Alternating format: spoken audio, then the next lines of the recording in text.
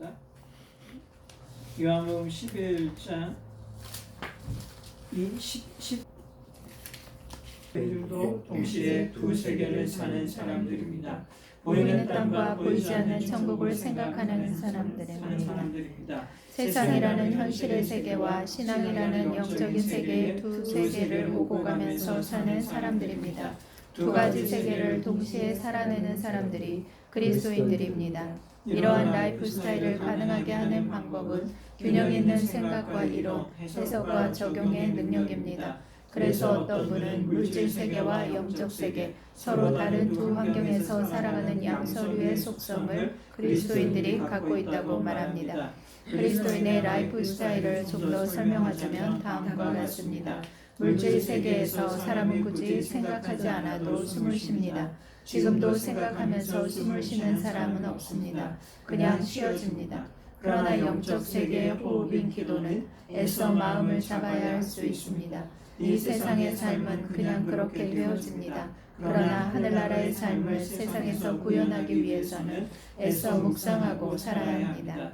그리스도인은 부활을 묵상하고 영원한 생명을 생각하며 살아야 합니다. 예수님 안에서 살아가는 삶의 단면입니다.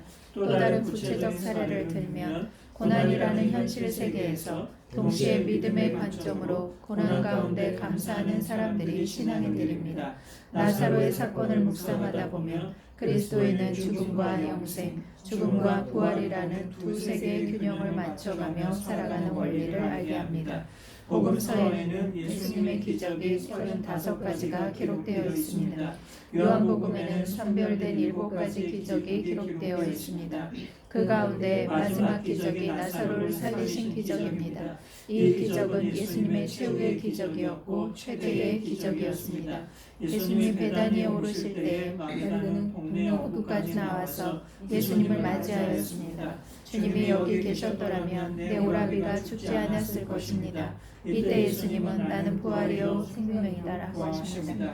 부활은 죽음을 정죄하는 말입니다. 생명은 죽음에 반대되는 말입니다. 그리스도인들은 부활과 죽음, 생명과 죽음이라는 두 가지 세계를 준비하며 살아가는 사람들입니다. 또한 이런 세계를 어떻게 이해하고 해석하고 적용해야 하는지 예수님의 말씀을 통해 알아야 합니다. 첫 번째 이해하는 원리가 예수님이 부활이요 생명이라는 진리에 있습니다. 예수님은 죽음이 아닙니다. 예수님은 어두움이 아닙니다. 예수님이 죽은 자를 살리시는 생명의 주님이십니다. 그러므로 죽음을 이해하는 방법은 예수님 안에만 가능합니다. 그리스도를 배제한 죽음의 성찰은 두려움과 불안 그리고 인생의 허무함을 드러낼 뿐입니다. 그래서 예수님이 세상에 오신 이유는 주님을 믿는 자에게 영원한 생명을 주시기 위함입니다. 살아있다는 것만큼 아름다운 것은 없습니다. 그런데 예수님 안에서 영원히 살아서 영원한 생명을 누리며 하나님을 영원토록 예배하며 살게 됩니다. 그리고 우리는 오늘이라는 시간을 또 살아갑니다. 산다는 것은 아름다움입니다. 오늘도 예수님 안에서 아름다운 삶을 살아가는 은혜를 누리시기를 축복합니다. 아멘. 우리가 그 요한복음 큐티 중에 가장 조금 은혜로웠던 부분이 그 예수님을 생명의 빛으로 고백하면서 빛 안에 거한다라고 하는 일단 그 말씀이 좀 우리 안에 좀 생동감을 주었던 부분인데요. 그래서 제가 나눠드린 부분은 38회에서부터 한 50회까지인데 여기가 이제 빛에 대한 좀 그 말씀이 큐티가 많아서 이 부분만 이렇게 목사에서 갖고 왔고요. 오늘 함께 읽은 이 48회 이 제가 쓴 내용은 상당히 중요한 부분입니다. 우리는 그 11쪽 밑에 보면은 이런 말이 있죠. 우리는 두 세계를 살고 있는 사람이다 라는 거죠. 그리스도인은 부활과 죽음, 생명과 죽음이라고 하는 두 가지 세계를 준비하며 살아가는 사람들이 예수님을 믿는 그리스도인이거든요. 두 가지 세계, 마치 이 두 가지 세계는 양서류인 개구리의 특징을 보면 이해할 수 있는 거죠. 개구리는 물에서도 살지만 물 밖에 나와서도 살잖아요. 그리스도인은 매일매일 똑같이 살아갑니다. 아침에 일어나서 직장에 가고, 집사님들은 또 사업장이나 자녀들을 또 이렇게 픽업하고, 또 우리 김 집사님이 원성하우징에 와서 또 꽃을 심고 정원을 가꾸는 보이는 세계를 살아갑니다. 근데 우리는 보이는 세계를 살지만 우리 안에는 어떠한 세계가 있냐면 보이지 않는 세계가 있는 거죠. 똑같은 마트에 가고 똑같이 운전을 하지만 똑같은 삶은 매일 반복되지만 반복되는 삶 속에서 어떤 세계가 있냐면 보이지 않는 영적인 세계가 있다라고 하는 거죠. 그래서 그리스도인은 두 가지의 세계를 동시에 살아가는 사람이기 때문에 두 가지의 세계를 이해해야 된다라는 거예요. 만약에 이 보이는 세계만 이해하게 되고 보이지 않는 세계를 이해하지 않게 되면 한쪽 세계에 치우치게 되고, 또 보이지 않는 세계에 심취하게 되면 이 끊임없이 상황에 따라 움직여지는 이 보이는 세계에 대한 어떤 혼란함들이 있어요. 그래서 이 두 세계를 어떻게 이해하느냐가 되게 중요해요. 그러니까 큐티를 한다라고 하는 것은 보이지 않는 세계 가운데 들어간다라는 거거든요. 말씀을 생각한다라고 이 말씀은 보이지 않는 영역입니다. 히브리서에 보면 이런 말씀이 있어요. 보이는 세계는 보이지 않는 것으로 되어졌다. 이런 말씀이 있고, 또 제가 한동안 많이 묵상했고 고민했던 말씀이 히브리서 4장 말씀인데 4장 12절인가 이런 말씀이 있어요. 하나님의 말씀은 살았고 운동력이 있어. 이게 독특하죠. 그러니까 우리가 묵상하는 그 말씀은 죽어있는 말씀이 아니라 살아있는 말씀이다라는 거죠. 아멘. 근데 살아있는 말씀인데 어떤 말씀이냐? 운동력이 있다. 운동력이 있다라고 하는 것은 동양적인 의미로 뭐냐면 기가 있다라는 거예요. 또 어떤 그 미국적인 의미로 뭐냐면 에너지가 있다라고 하는 거죠. 힘이 있다라고 하는 거죠.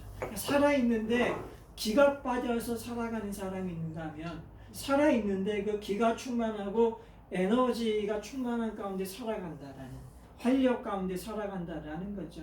그러니까 주님의 말씀은 살았고 운동력이 있다라는 건데, 그 운동력을 어떻게 표현했냐면 그 다음 문장이 좌우의 날성검보다 예리하다. 이게 뭐냐면 그 의사가 수술할 때 메스를 사용하잖아요. 그걸 표현한 겁니다. 그러니까 좌우의 날성검보다 예리하다. 무엇이요? 말씀이. 그래서 예리한 말씀이 무엇을 찔러요? 영과 혼은 마음이거든요. 영과 마음과 골수를 찌른다. 그래서 무엇을 감찰해요? 그 사람의 생각과 마음을 감찰합니다. 이게 은사에 대한 이야기인데요. 어쨌든 좀 이 말씀은 또 길어지고요. 어쨌든 우리는 두 세계를 살아가는데, 두 세계를 살아감에 있어서 중요한 건 뭐냐면 이 두 세계를 어떻게 이해하고 해석하고 적용하는가라는 거죠. 우리가 이번 주 이제 한 주간의 큐티를 우리가 함께 서로 이렇게 나누면서 참 저는 되게 좋았는데요. 제가 그 월요일 날에 올린 내용을 바라보면 왜 그 말씀이 저에게 주신 말씀인가에 대한 무엇이 있냐면 증거가 있다라는 거죠.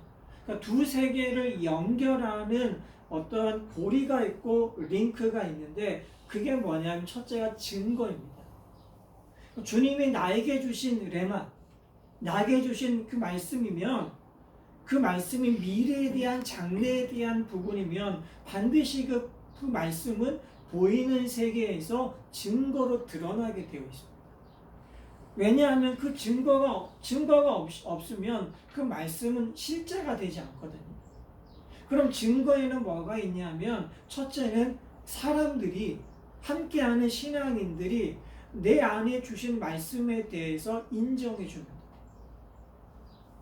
그러니까 내 안에 주신 말씀이 있는데 외부의 사람들이 인정하지 않아요. 그럼 다시 한번 깊이 생각해요.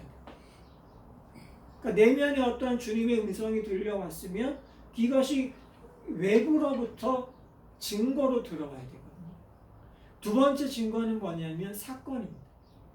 예수님은 시몬의 배에 올라가셔서 말씀하시고 어떻게 하셨냐면 너의 빈 그물을 깊은 곳에 내리라 라고 했거든요. 깊은 곳에 내릴 때에는 전혀 보이지 않지만 내린 다음에 건져낼 때에는 거기에 고기가 가득 찼다라는 거죠. 분명 말씀은 무엇을 일으키냐면 사건을 만든다라는 것. 그리고 세 번째는 뭐냐면 은사죠. 은사라고 하는 건 뭐냐면 보이지 않는 세계를 우리가 경험하는 거거든요. 우리가 갖고 있는 은사들, 꿈을 꾸는 은사, 이것도 은사거든요. 그리고 방언하는 은사, 이것만 있는 것이 아니라 음식을 만드는 것도 은사죠. 그 은사의 뜻은 뭐냐면 성령의 나타나심을 은사라고 합니다. 그러니까 재능과 은사가 다른 건 뭐냐면 재능은 내가 드러나는 거고요.